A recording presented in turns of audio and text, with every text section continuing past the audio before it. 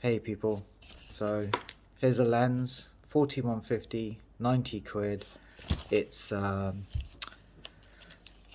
last time I actually saw this lens, Steve had one and he was offering it to me like, I don't know, 10 years ago, or I don't know, a long time ago, and I refused to have it. I was way too snobby. It's not a pro lens, how can I touch it?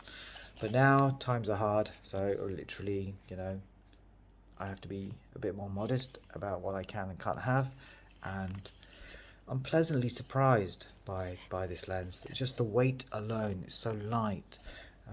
The 4150, that's equivalent to 80 to 300 on a full frame, and there's two types of flexibility you get from this lens, well, three almost. One is obviously the zoom range, and the other factor is just so light. I almost do not have to think about it. Now, if I had the pro version of this, it'd be quite heavy, and you would know you're carrying it, and you would actually be a person with a purpose because you're carrying such a weight. It almost becomes the point of your photography. It directs you. It's like when I have my big lenses with me, I almost feel like I need to do something with them, because they're heavy and you're carrying them around. And, you're disappointed if you haven't got something and you're directing yourself with them in mind. But this one, you can actually just forget you have it and not even think about the lens when it comes to what you're going to shoot. And that's quite liberating. So I'm glad I've cornered myself into buying something cheap and light. And you know I have a prime, a wide angle, a prime wide angle and a prime 25mm, and I find myself being able to cover most bases and in a small carry bag and be able to do shots like this. I'll show you. So if you have a look at that one there, that's a nothing shot actually. It's just a load of stuff in a stream that's collected behind a beer bottle, and because I had the 4150 with me, I could do something quite good actually, I thought.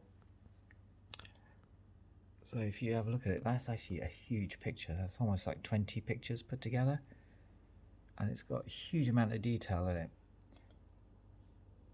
So that's the sort of picture I would not have done if I had the big lens on me, because I just wouldn't be thinking that way. I'd be thinking I need to go somewhere special.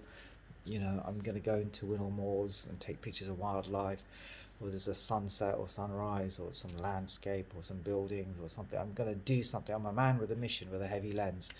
But with the light lens, it's just literally carefree, and then all of a sudden your eye can wander everywhere and anywhere. It doesn't matter. So I'm finding it quite a liberating experience. I think I read somewhere an Olympus ambassador actually saying that it was actually quite a good lens, and I just kind of ignored it really. But no, very pleased with this cheap lens, and if it breaks or I lose it, who cares? It's only 90 quid.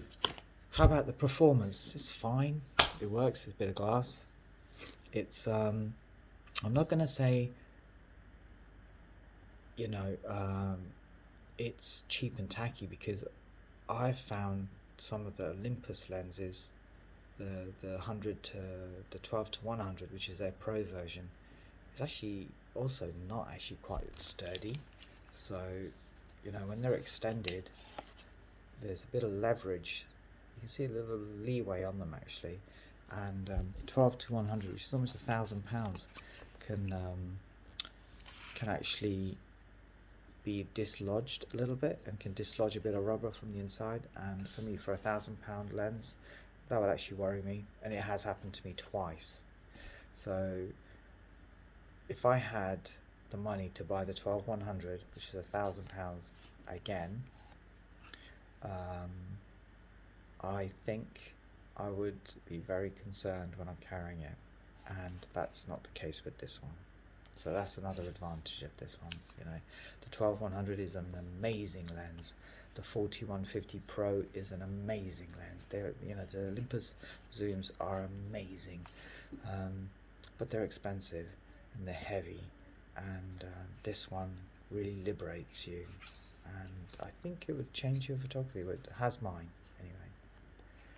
anyway. That's all I have to say today. Have a nice day.